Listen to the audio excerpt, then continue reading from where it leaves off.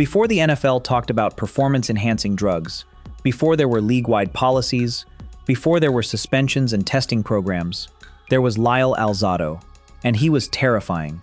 6'3", over 280 pounds, explosive, violent, unapologetic. When Lyle Alzado put on the silver and black, he didn't just play defensive line, he hunted. Quarterbacks didn't just fear getting sacked, they feared getting punished. And in the 1983 season, he helped lead the Raiders to a Super Bowl victory. He was dominant, relentless, feared across the league. But years later, the NFL didn't celebrate him. They didn't protect him. They didn't embrace his honesty. They erased him. This is why Raiders legend Lyle Alzado was blacklisted by the NFL. When Alzado arrived in Oakland, he already had a reputation. He wasn't subtle, he wasn't calm, he wasn't controlled. He played angry. Every snap felt personal. Every hit had intent, and Raiders fans loved him for it. Because that era of the Raiders wasn't about finesse. It was about intimidation. And Al Davis built teams that reflected that identity. Alzado fit perfectly. But here's the part the NFL didn't want public. Lyle Alzado was one of the first major NFL stars to openly admit using anabolic steroids. Not whisper it, not deny it, admit it. Publicly, proudly at first, and later, regretfully.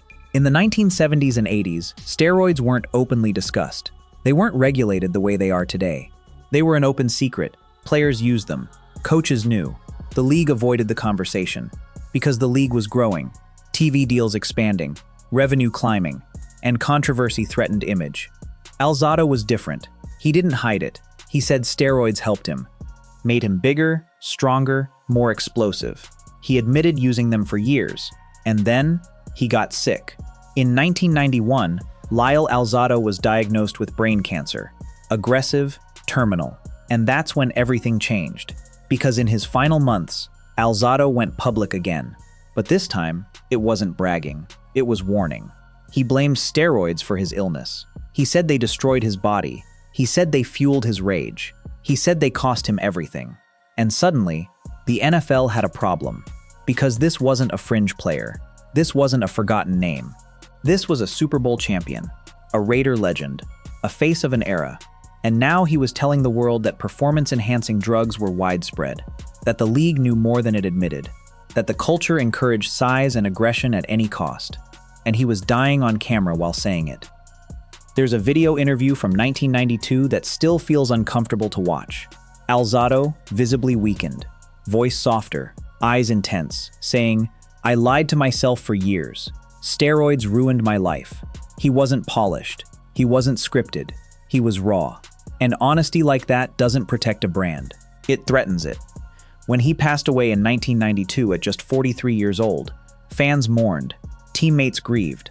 But the league's response was measured, careful, neutral. There was no sweeping steroid reform announcement, no dramatic reckoning, no public acknowledgement that maybe the culture had contributed.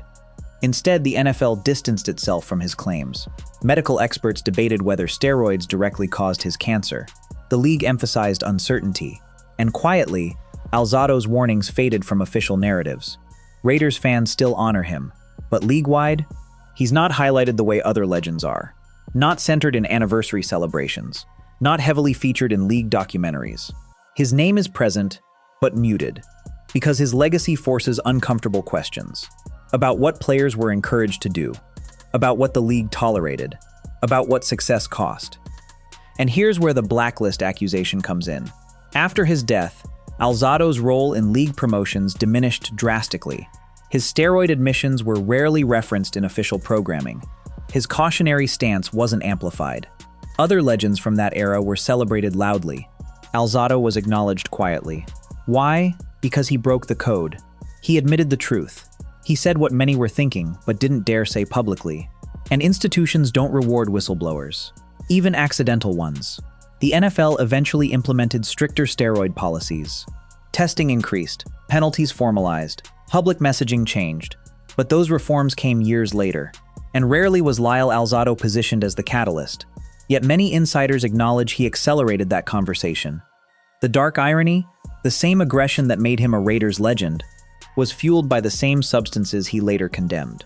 He once said steroids made him paranoid, angrier, more violent. He admitted he didn't recognize himself at times. That rage helped him dominate, but it also isolated him. And when he finally spoke openly about it, he was already dying. The NFL couldn't publicly align with that narrative fully, because acknowledging it too strongly would mean admitting systemic failure. So instead, they honored him carefully, without spotlighting the warnings, without centering the controversy, without turning him into the face of reform. And in doing so, they quietly minimized him. But Raiders fans remember differently. They remember the sacks, the hits, the Super Bowl ring, and they remember his final message, a warning, a confession, a regret. And that's what makes Lyle Alzado's story powerful. He wasn't blacklisted for crime. He wasn't banned for scandal. He was marginalized for honesty. And honesty, when it challenges power, often comes with consequence. But the real question is deeper. Did steroids actually cause his cancer? Medical science has never definitively proven that link. And that ambiguity gave the league cover. But for Alzado, it didn't matter. He believed it. And he wanted others to avoid his path. And that's what makes this story haunting. Because whether he was medically correct or not, he forced the NFL into a conversation it didn't want to have. And when you force billion-dollar organizations into uncomfortable conversations, you rarely stay at the center of celebration. When Lyle Alzado went public about steroids, he didn't do it quietly. He didn't soften it. He didn't protect reputations. He looked directly into cameras and said, "I took them for years, and I believe they caused my cancer." End quote. That statement shook the league. Not because steroids were unknown. Everyone inside football understood what was happening in the 70s and 80s. Weight rooms were evolving. Players were getting bigger, faster, stronger. And no one was asking too many questions. But Alzado forced the question. Publicly. The NFL's response was cautious.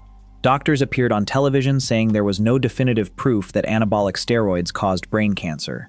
League officials emphasized uncertainty.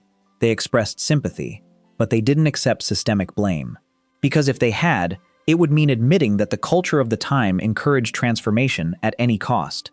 And that's dangerous territory for a league built on physical dominance. Lyle Alzado wasn't just another defensive lineman, he was a symbol of that era. Intensity, size, ferocity. The Raiders of the early 80s were feared, and Alzado was one of the faces of that fear.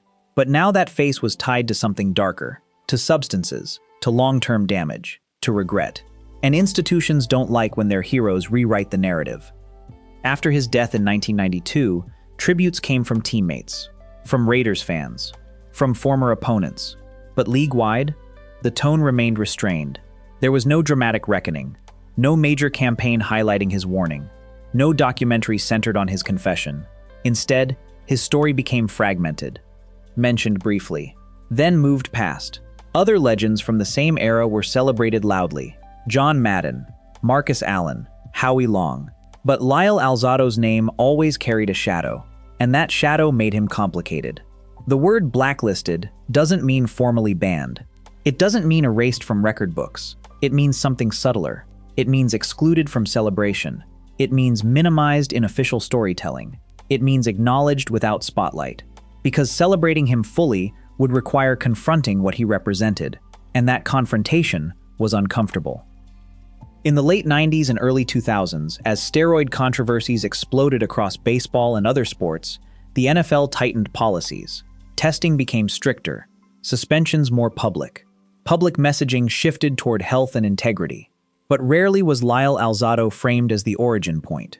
Yet his public confession was one of the first major cracks in the silence. He forced the league to acknowledge what players were willing to do to stay competitive. He admitted the cost. He admitted the regret. And in doing so, he became a cautionary tale instead of a celebrated icon. There's something tragic about that. Because Lyle Alzado didn't just confess, he warned. He told younger players not to follow his path. He admitted that the aggression steroids fueled changed him, made him angrier, more volatile, more isolated. That honesty matters. But honesty doesn't always align with corporate narrative. The Raiders organization still honors him. His name lives in team history. Fans remember his dominance, his role in the 1983 Super Bowl championship. But league-wide recognition? It's muted. There's no heavy marketing push around his legacy.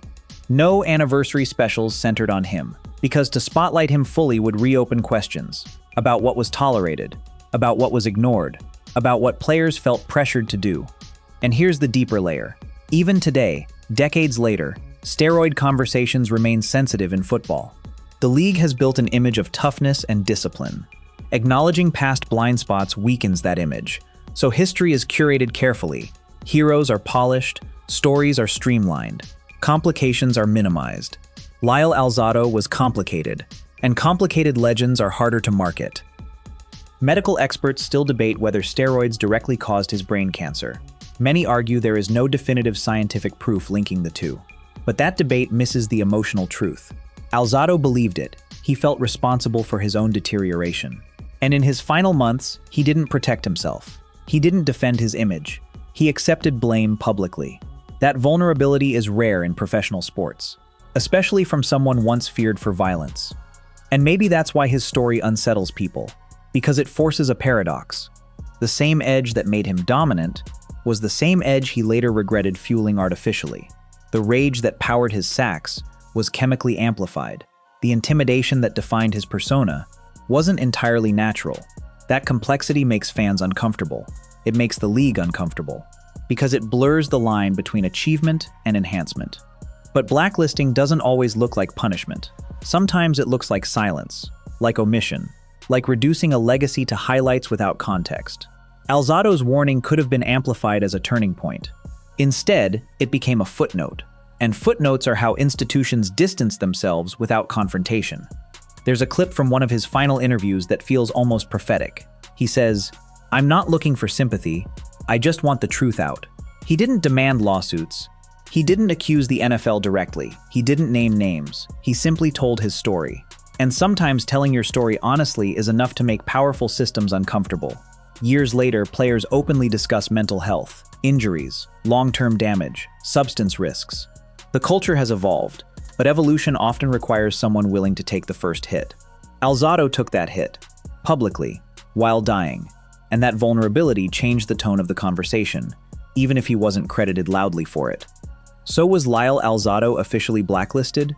No, there was no formal ban, no document, no public punishment, but culturally, he was sidelined, his narrative trimmed, his warning softened, because celebrating him fully would mean admitting the system wasn't flawless, and no billion-dollar league likes admitting that. Yet time has a way of correcting silence. Modern documentaries reference the steroid era more openly. Players speak more candidly about enhancement culture. Historians revisit stories with nuance, and when they do, Alzado's name resurfaces, not just as a Raider enforcer, but as one of the first high-profile athletes to confess and regret publicly. That matters. The dark truth behind Lyle Alzado's blacklist isn't scandal. It isn't conspiracy. It's discomfort. He represented a truth the NFL wasn't ready to fully own. And when someone embodies uncomfortable truth, they're rarely centered in celebration. But Raiders fans remember. They remember the sacks, the fury, the dominance. And they remember the final message. A warrior who admitted his mistakes. A legend who didn't hide from consequences. A man who warned others, even as he faced his own end. Some players are remembered for championships, some for records, some for charisma. Lyle Alzado should be remembered for courage. On the field, yes, but more importantly, off it, because facing your own legacy honestly takes more strength than delivering any sack.